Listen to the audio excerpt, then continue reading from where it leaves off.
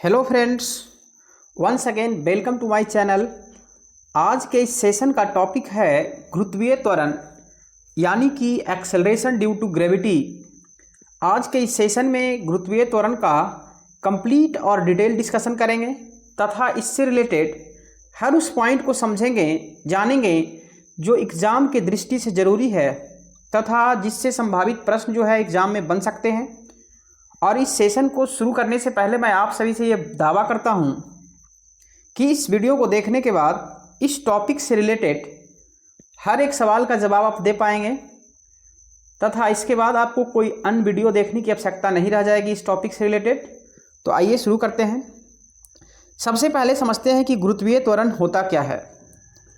तो जैसा कि हम पिछले क्लास में हमारे इस चैनल के पिछले वीडियो में मैंने गुरुत्वाकर्षण के बारे में डिस्कशन किया था और वहाँ देखा था कि जब कोई वस्तु है और उस वस्तु के पास अगर द्रव्यमान है तो वह दोनों वस्तु जो है अपने द्रव्यमानों के कारण एक दूसरे पर एक बल लगाता है, आकर्षण बल।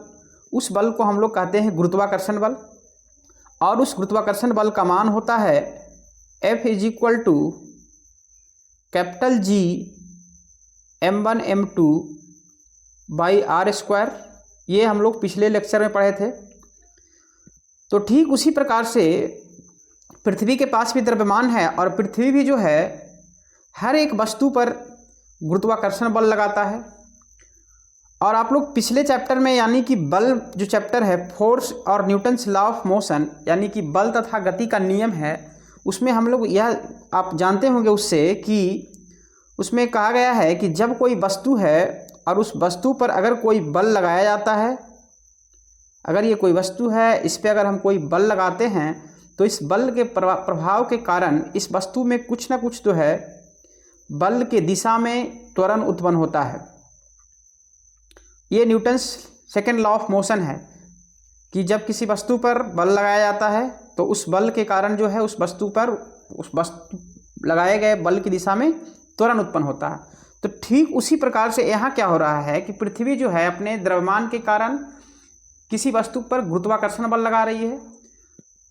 तो कहा जाता है कि पृथ्वी जो है हर वस्तु पर गुरुत्वाकर्षण बल लगाती है, तो उस गुरुत्वाकर्षण बल के कारण भी त्वरण उत्पन्न होगा क्योंकि वह भी एक प्रकार का बल है। तो उस गुरुत्वाकर्षण बल के कारण जो त्वरण उत्पन्न होता है उसको हम लोग बोलते हैं गुरुत्वीय त्वरण यानी कि acceleration due to gravity. That means गुरुत्वाकर्षण बल के कारण उत्पन्न त्वरण को कहते हैं क्या? गुरुत्वीय त्वरण कहते हैं।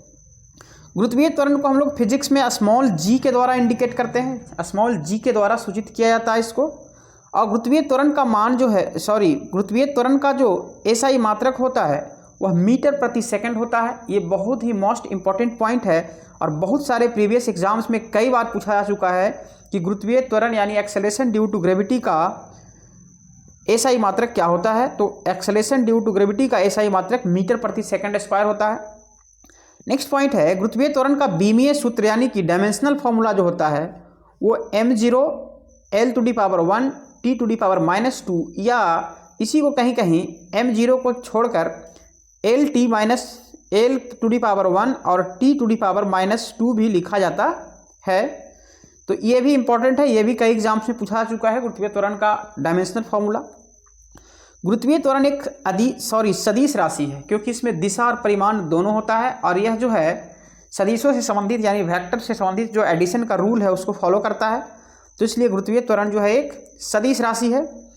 गुरुत्वीय त्वरण का मान जो है धनात्मक भी हो सकता है, ऋणात्मक भी हो सकता है या शून्य भी हो सकता है। धनात्मक जैसे कि जब किसी वस्तु को हम ऊंचाई से छोड़ते हैं तो पृथ्वी उसे अपनी ओर जब खींचती है तो उस स्थिति में त्वरण का मान जो है धनात्मक होता है।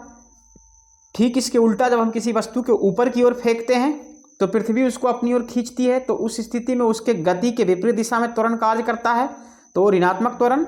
और जब अंतरिक्ष में चले जाते हैं तो वहाँ पे कोई गुरुत्वाकर्षण नहीं है तो शून्य त्वरण। तो इस तरह से हम कह सकते हैं कि गुरुत्वाकर्षण का मान जो है धनात्मक, ऋणात्मक और शून्य कुछ भी हो सकता है। गुरुत्वीय त्वरण का जो सूत्र होता है, फॉर्मूला जो होता है वो होता है small g = capital G me/re²,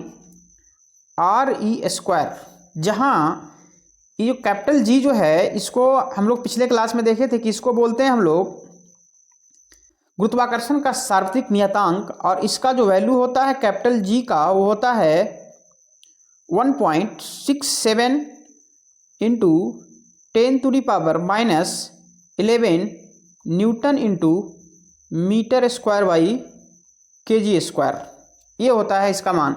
और एमी जो है, ये एमी जो है यहाँ पे वो है पृथ्वी का द्रव्यमान, जिसको कि माना जाता है 6.6 इंटू 10⁻24 kg, ये पृथ्वी का द्रव्यमान है, ये याद रखने वाली बात है।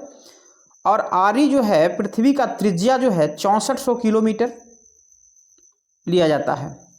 तो ये होता है गुरुत्वीय त्वरण का formula, capital G small G is equal to capital G M by R square, जहाँ जी जो है गुरुत्वाकर्षण का सार्वत्रिक नियतांक है, एमी जो है पृथ्वी का द्रव्यमान है 6 इंटू 10⁻24 kg, और आरी जो है पृथ्वी की त्रिज्या है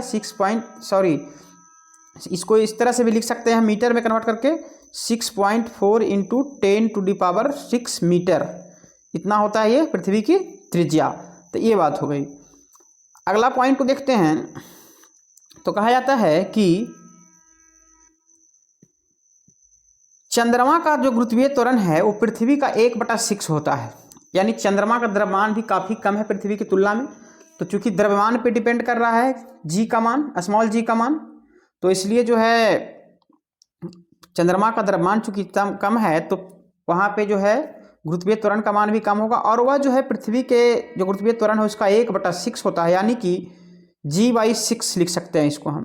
चंद्रमा पर पृथ्वी का जो है गुरुत्वीय त्वरण का G/6 होता है, और उसका मान जो होता है वो 1.6 मीटर पर सेकेंड स्क्वायर होता है चंद्रमा की सतह पे। अगला पॉइंट है, हमारे सौर मंडल में उपस्थित सभी 8 ग्रहों में से बृहस्पति का गुरुत्वाकर्षण मान सबसे अधिक है। चूंकि हम सब जानते हैं इस बात को कि बृहस्पति का द्रव्यमान जो है बहुत अधिक है पृथ्वी की कंपेरिजन में, यानी कि जितने 8 ग्रह है 8 प्लैनेट है उसमें से सबसे ज़्यादा है, तो इसलिए उसका जो है गुरुत्वाकर्षण मान भी सबसे अधिक है। और बृहस्पति का जो गुरुत्वीय त्वरण है जुपिटर का, यानी वो पृथ्वी के गुरुत्वीय त्वरण से लगभग 2.54 गुना अधिक, यानी कि लगभग 25.8 मीटर प्रति सेकेंड स्क्वायर है। पृथ्वी पे चूंकि 9.8 है और बृहस्पति का क्या है 25.8 मीटर पर सेकेंड स्क्वायर, यानी कि लगभग 2.54 टाइम्स अधिक है। ये तो सबसे ज़्यादा का बात हुआ। अब सबसे कम क्या है, तो कहता है कि सबसे कम गुरुत्वीय त्वरण का मान जो है बुध का है, मरकरी का। मरकरी ग्रह जो कि चूंकि द्रव्यमान में सबसे छोटा है वो सबसे कम द्रव्यमान का है, और गुरुत्वीय त्वरण का मान जो है द्रव्यमान पे डिपेंड कर रहा है, तो इसलिए उसका मान जो है सबसे कम होता है गुरुत्वीय त्वरण का, और वो जो है पृथ्वी के गुरुत्वीय त्वरण के मान का 0.38 टाइम्स है, यानी कि 3.7 मीटर पर सेकेंड स्क्वायर। ये बृहस्पति बुध पे है, यानी मरकरी पे। हमारे सौर मंडल में सबसे अधिक गुरुत्वीय त्वरण सूर्य का है, सन का, जो पृथ्वी के मान का लगभग 28 गुना अधिक है, और वो 274 मीटर पर सेकेंड स्क्वायर है। क्योंकि पृथ्वी पर मात्र 9.8 ही है, लेकिन सूर्य का जो गुरुत्वीय त्वरण का मान है वो 2.74 मीटर पर सेकेंड स्क्वायर है, लगभग पृथ्वी के गुरुत्वीय त्वरण के मान का 28 गुना ज़्यादा। यानी अगर किसी वस्तु का भार पृथ्वी पर 1 न्यूटन है तो वो सूर्य के ऊपर चला जाए तो उसका भार जो है 28 न्यूटन हो जाएगा, और अगर किसी वस्तु का भार पृथ्वी पर 6 न्यूटन है तो चंद्रमा पे जाने पे उसका भार 1 न्यूटन हो जाएगा, क्योंकि 1.6 टाइम है। अगला पॉइंट कहता है कि पृथ्वी की सतह जो है, पृथ्वी के लिए गुरुत्वीय त्वरण का परमाणुक मान जो है 45 डिग्री अक्षांश तथा समुद्र तल पर 9.8 मीटर प्रति सेकेंड स्क्वायर होता है। ये स्टैंडर्ड मान है, ये याद रखने वाली बात है, ये भी कई बार प्रीवियस एग्जाम्स में पूछा जा चुका है। अगला पॉइंट है कि पृथ्वी के लिए गुरुत्वीय त्वरण का मान निम्नलिखित बातों पर निर्भर करता है। अब कहा जाता है कि पृथ्वी की सतह पे जो है गुरुत्वीय त्वरण का मान हर जगह, हर बिंदु, हर स्थान पर एक जैसा नहीं होता है, बल्कि कुछ अलग अलग बातों पर निर्भर करता है। तो सबसे पहला पॉइंट जो है जिस पे डिपेंड करता है वो कहता है कि भूमध्य रेखा पर जी का मान, यानी कि गुरुत्वीय त्वरण का मान न्यूनतम यानी सबसे कम होता है। पूरी पृथ्वी पर जो भूमध्य रेखा इक्वेटर है, यानी कि उस पर गुरुत्वीय त्वरण का मान सबसे कम, तथा ध्रुवों पर अधिकतम होता है। जो पृथ्वी का 2 पोल है, साउथ पोल और नॉर्थ पोल, उस पे जो है गुरुत्वीय त्वरण का मान अधिकतम है। क्यों? कारण उसका क्या है? तो क्योंकि पृथ्वी की भूमध्य रेखीय व्यास जो है ध्रुवीय व्यास से अधिक होता है। इस बात को ऐसे समझते हैं कि जैसे पृथ्वी को ऐसा माना जाता है कि चपटा है बीच में, थोड़ा सा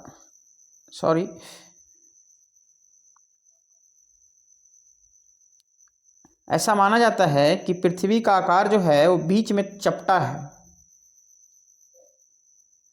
तो मान लेते हैं ये नॉर्थ पोल है और ये साउथ पोल है, तो भूमध्य रेखा इस तरह से खींचा गया है। तो ये वाला जो व्यास है, ये वाला व्यास यानी भूमध्य रेखीय व्यास, ये जो ध्रुवीय व्यास है इससे कम है। तो इस कारण से जो है इसका जो ध्रुवों पर मान जो है अधिकतम होता है और भूमध्य रेखा पर न्यूनतम होता है। अगला पॉइंट कहता है कि पृथ्वी की सतह से ऊपर जाने पर जी का मान घटता जाता है।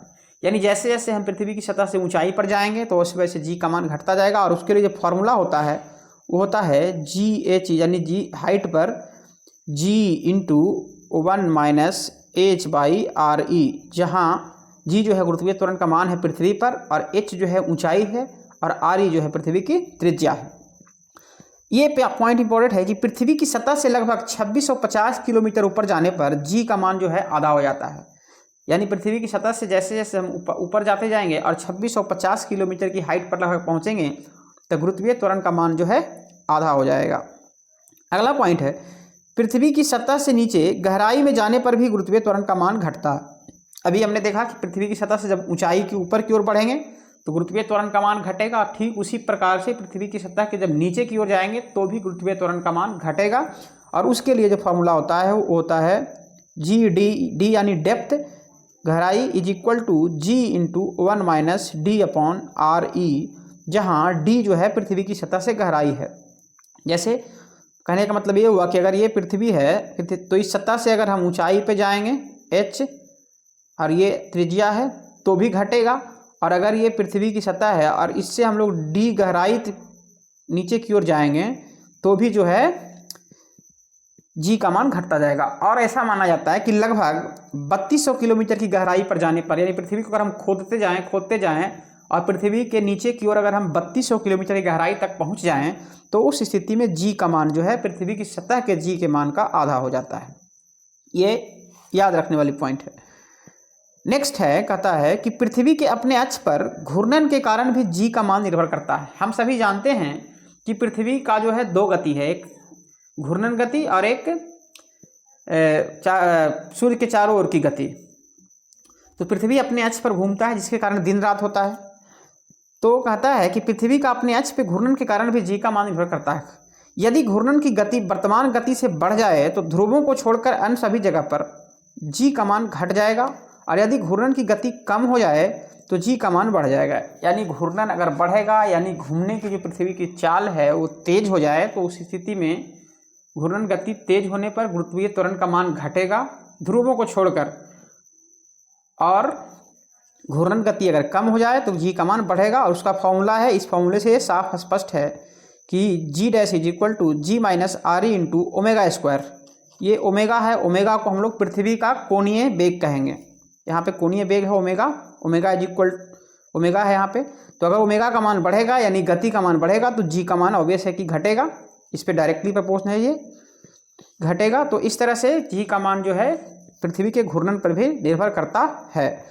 कहता है यदि पृथ्वी अपने वर्तमान घूर्णन गति जो कि कितना है 7.3 इंटू 10⁵ रेडियन पर सेकेंड, इसका रेडियन पर सेकेंड होता है कोणीय वेग का एसआई मात्रक। तो यदि अपने वर्तमान घूर्णन गति से अधिक से घूमने लग जाए तो पृथ्वी के गुरुत्वीय त्वरण का मान 0 हो जाएगा। यानी इतना जो है इससे मतलब बढ़ जाए, लगभग यहाँ पे मिस टाइपिंग है, कहता है लगभग 17 गुना अधिक, 17 गुना अधिक यानी 70 टाइम्स अगर हो जाए, यानी अभी जितना पृथ्वी का घूर्णन का चाल है, घूर्णन का गति है, उससे अगर 17 गुना बढ़ जाए पृथ्वी का घूर्णन तो त्वरण का मान जो है 0 हो जाएगा। और गुरुत्वीय त्वरण के मान 0 होने पर सभी वस्तुओं का भार भी 0 हो जाएगा तथा पृथ्वी पर दिन की लंबाई जो है घटकर 1.41 घंटा ही मात्र रह जाएगा। जबकि अभी जो है पृथ्वी पर एक दिन की लंबाई रात दिन मिलाकर कितना होता है, 24 आवर्स होता है। हालांकि इसको दिन घटने को गुरुत्वाकर्षण से कोई लेना देना नहीं है, ये इसके घूर्णन गति के कारण प्रभाव पड़ रहा है इस पर। अगला पॉइंट है गुरुत्वाकर्षण से संबंधित कुछ रोचक तथ्य। ये इंपॉर्टेंट पॉइंट, ये इसको जानते हैं, ये बिल्कुल नया है इस सेशन में। गुरुत्वाकर्षण के कारण किसी कैंडल का फ्लेम का आकार टीयर ड्रॉप साइज का होता है। आप लोग देखते होंगे कि जब हम कोई कैंडल यानी मोमबत्ती जलाते हैं तो उसका फ्लेम का आकार इस तरह का होता है, इसको टीयर ड्रॉप साइज बोलते हैं, आंसू के ड्रॉप का आकार का। लेकिन आपको ये बात जानना है कि यदि गुरुत्वाकर्षण शून्य हो जाए, यानी शून्य हो जाए या फिर अंतरिक्ष में जाए और वहाँ पे एक कैंडल जलाया जाए, तो इस कैंडल का फ्लेम का आकार इस टीयर ड्रॉप के साइज का ना होकर के स्फेरिकल हो जाएगा, गोलाकार आकार का जलेगा, और उसका कलर जो है वो ब्लू होगा, ब्लू कलर का होगा। कलर भी डिपेंड करता है, फ्लेम का कलर और फ्लेम का आकार गुरुत्वाकर्षण के कारण निर्भर करता है। अगर गुरुत्वाकर्षण शून्य हो जाए तो फ्लेम का आकार स्फेरिकल यानी गोलाकार हो जाएगा और रंग जो है ब्लू हो जाएगा। अगला पॉइंट है गुरुत्वाकर्षण के अभाव में पृथ्वी पर कोई वायुमंडल नहीं होगा, क्योंकि वायु के कणों को पृथ्वी गुरुत्व के कारण बांधे रखी है। गुरुत्वाकर्षण अगर ना होता तो पृथ्वी पर कोई भी वायुमंडल नहीं होगा। अब इस बात को आप समझ सकते हैं कि अगर वायुमंडल ना होता तो क्या होता, कोई जीवन नहीं होता, कुछ नहीं होता, कोई लाइफ नहीं होता।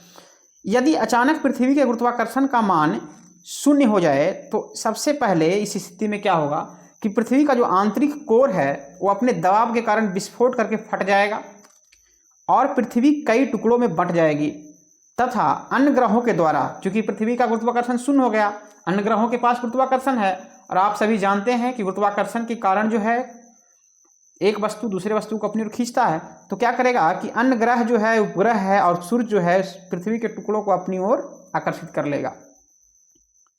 अगला पॉइंट है, एक इंपॉर्टेंट पॉइंट इसमें है पलायन वेग, एस्केप वेलोसिटी। कहता है वह न्यूनतम वेग जिससे किसी वस्तु को फेंके जाने पर वह वस्तु पृथ्वी के गुरुत्वाकर्षण को पार करके अंतरिक्ष में चला जाता है, उसको पलायन वेग यानी एस्केप वेलोसिटी कहते हैं। हम लोग देखे होंगे कि बचपन में हम लोग ये खेल खेलते आए हैं कि किसी मिट्टी पत्थर बॉल इसको हम फेंकते हैं ऊपर की ओर, बहुत ऊंचा से ऊंचा फेंकने की कोशिश करते हैं, लेकिन ऐसा कभी नहीं हुआ कि वह बॉल जो है लौट कर वापस नहीं आया।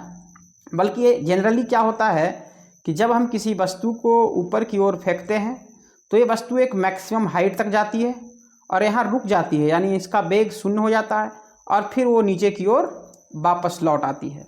लेकिन क्या कोई ऐसा वेग है, कोई ऐसी स्थिति है कि जब ये वस्तु वापस लौट कर आए ही नहीं?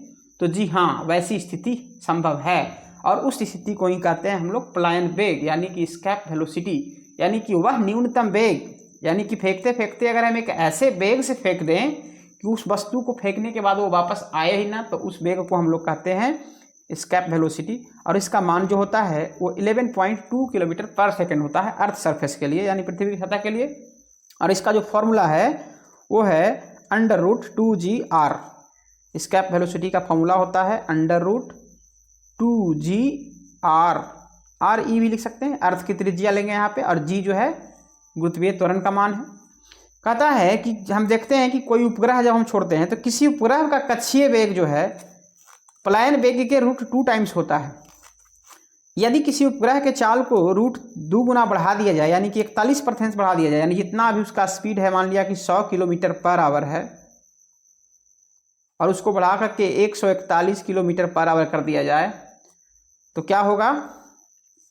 तो उस स्थिति में वो उपग्रह जो है ना, यो अपने कक्षा में जो चारों ओर घूमता है वो कक्षा में ना घूमकर इसके कक्षा से बाहर हो जाएगा इस दिशा में। इसको हम लोग कहेंगे टेंजेंट, यानी इसके स्पर्श रेखा के दिशा में बाहर हो जाएगा और अंतरिक्ष में चला जाएगा।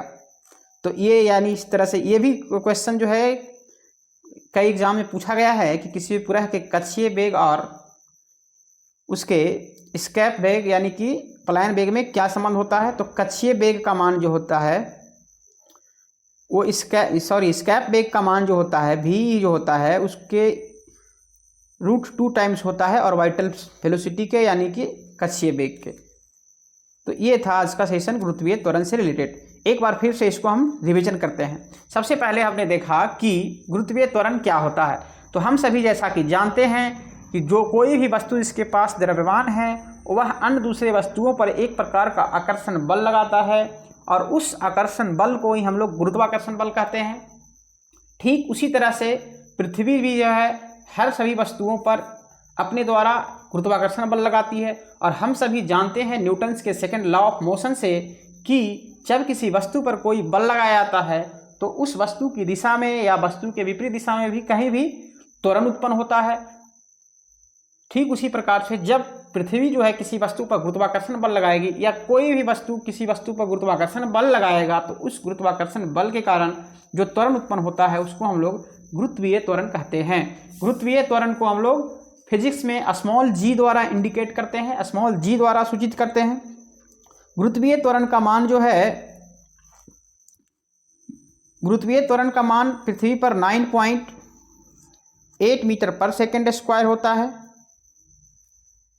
गुरुत्वीय त्वरण का SI मात्रक मीटर प्रति सेकेंड स्क्वायर होता है। इसका डायमेंशनल फॉर्मूला जो होता है वो m0 L⁻1 T⁻⁻2 या इसी को L1 T⁻⁻2 भी लिख सकते हैं। गुरुत्वीय त्वरण का मान जो है पृथ्वी पर 45 डिग्री अक्षांश और समुद्र तल पर जब मापा जाता है तो वो 9.8 मीटर पर सेकेंड स्क्वायर होता है। हमारे सोलर सिस्टम में सबसे अधिक जो ग्रह है 8 ग्रह, उसमें से सबसे ज़्यादा जो गुरुत्वीय त्वरण का मान है वो जुपिटर का है, सबसे कम मरकरी का है। और हमारे पूरे सोलर सिस्टम में जितना भी सेलेस्टियल बॉडी उपस्थित है उन सभी में से सबसे अधिक जो है गुरुत्वीय त्वरण का मान, गुरुत्वाकर्षण का मान वो सूर्य का है, जो कि लगभग 274 मीटर पर सेकेंड स्क्वायर है, जो कि बहुत ज़्यादा है। पृथ्वी की अपेक्षा ये लगभग 28 गुना है। गुरुत्वीय त्वरण का मान जो है अलग अलग बातों पर निर्भर करता है। जैसे हम बात करते हैं कि पृथ्वी का जो भूमध्य रेखा है यानी इक्वेटर है, वहाँ पे गुरुत्वीय त्वरण का मान न्यूनतम यानी सबसे कम होता है, जबकि ध्रुवों पर गुरुत्वीय त्वरण का मान सबसे अधिक होता है, क्योंकि पृथ्वी का जो ध्रुवीय व्यास जो है वो भूमध्य रेखीय व्यास से कम है, यानी कि भूमध्य रेखीय व्यास जो है ध्रुवीय रेखीय व्यास से ज़्यादा है। दूसरा बात डिपेंड करता है कि जैसे जैसे हम पृथ्वी से की सतह से ऊपर की ओर जाते हैं यानी हाइट पर बढ़ते जाते हैं तो उस स्थिति में भी गुरुत्वीय त्वरण का मान कम होता जाता है और लगभग 2650 किलोमीटर की ऊंचाई पर जाने पर गुरुत्वीय त्वरण का मान जो है पृथ्वी की सतह के मान का आधा हो जाता है। ठीक उसी प्रकार जैसे जैसे हम पृथ्वी की सतह से नीचे की ओर यानी गहराई में जाते हैं तो उस स्थिति में भी गुरुत्वीय त्वरण का मान घटता जाता है और लगभग 3200 किलोमीटर की गहराई पर जाने पर जो है पृथ्वी की सतह के गुरुत्वीय त्वरण का मान का आधा हो जाता है। ये हो गया। अगला पॉइंट है कि गुरुत्वीय त्वरण का मान जो है पृथ्वी का जो घूर्णन का जो स्पीड है यानी अपने अक्ष पर जो घूमने का स्पीड है उस पर भी निर्भर करता है। यानी कि जैसे जैसे पृथ्वी का घूमने का स्पीड बढ़ेगा तो उस स्थिति में जो है गुरुत्वीय त्वरण का मान घटेगा और स्पीड स्लो होने पर जो है गुरुत्वीय त्वरण का मान बढ़ेगा। अगर पृथ्वी का जो वर्तमान जो घूमने का गति है उससे अगर 17 गुना पृथ्वी का गति बढ़ जाए घूमने का तो गुरुत्वीय त्वरण का मान शून्य हो जाएगा। उस स्थिति में सभी वस्तुओं का भार भी शून्य हो जाएगा और पृथ्वी पर जो दिन की लंबाई है वो मात्र घटकर 1.41 घंटा रह जाएगा। ये हो गया। गुरुत्वाकर्षण के बारे में कुछ इंपॉर्टेंट पॉइंट और भी हम रोचक तथ्य पढ़ा कि गुरुत्वाकर्षण के कारण ही जो हम लोग का जो कैंडल जलाते हैं उसका जो फ्लेम है वो टीयर ड्रॉप साइज का होता है। अगर गुरुत्वाकर्षण ना हो तो इसका फ्लेम गोलाकार होगा और ब्लू कलर का होगा। अगर पृथ्वी पर अचानक से गुरुत्वाकर्षण गायब हो जाए तो पृथ्वी जो है अपने आंतरिक कोर के दबाव के कारण ब्रस्ट हो जाएगा, विस्फोट करके फट जाएगा और अन्य ग्रहों, उपग्रहों और सूर्य के द्वारा पृथ्वी को अपनी ओर आकर्षित कर लिया जाएगा। एक बात और इसमें छूट गया है, याद रखने वाली है कि एक ब्लैक होल जो होता है, ब्लैक होल्स जो होता है ये ऐसा बॉडी है, ऐसा वस्तु है जिसका कि गुरुत्वाकर्षण जो है अनंत होता है, बहुत ज़्यादा होता है, क्योंकि इसका घनत्व और द्रव्यमान बहुत अधिक होता है, जिसके कारण उसमें इतनी शक्ति होती है, इतना पावर होता है उसमें कि वह जो है किसी भी वस्तु को जो उसके लिमिट में, उसके गुरुत्वाकर्षण रेंज में जाता है, वापस नहीं आने देता है, यहाँ तक कि प्रकाश को भी। गुरुत्वाकर्षण का एक और खास गुण यह है कि गुरुत्वाकर्षण जो है स्पीड ऑफ लाइट पर भी प्रभाव डालता है, लेकिन स्पीड पे कोई प्रभाव नहीं डालता है, बल्कि गुरुत्वाकर्षण जो है वो क्या कर सकता है कि लाइट को मोड़ सकता है, गुरुत्वाकर्षण के कारण लाइट को मोड़ सकता है और उसके ऊर्जा को भी परिवर्तित कर सकता है। और गुरुत्वाकर्षण के कारण जो ये लाइट मुड़ता है ना, इस लाइट को मुड़ने को हम लोग बोलते हैं ग्रेविटेशनल लेंसिंग, ग्रेविटेशनल लेंसिंग बोलते हैं। तो ये था आज का सेशन। आशा करता हूँ आप सभी को पसंद आया होगा। तो हमारे चैनल को कृपया आप प्लीज़ सब्सक्राइब करें और वीडियो को लाइक और शेयर करें। धन्यवाद।